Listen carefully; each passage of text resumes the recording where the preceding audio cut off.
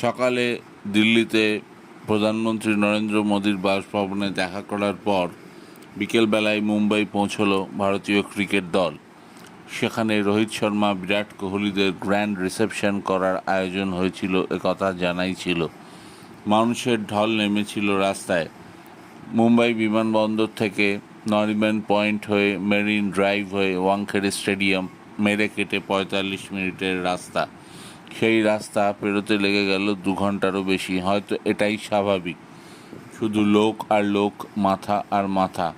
চ্যাম্পিয়নদের বরণ করে নিতে পুরো মুম্বাই শহর, যা কারুর জন্য থামে না, সেই শহর আজ যেন রাস্তায় ভেঙে পড়েছিল।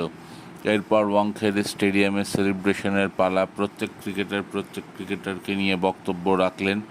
রাহুল দ্রাবিড় থেকে শুরু করে জয় শাহ, বিরাট কোহলি, সবাই ইমোশনাল। ভালো লাগলে ভিডিওটি অবশ্যই লাইক অ্যান্ড সাবস্ক্রাইব।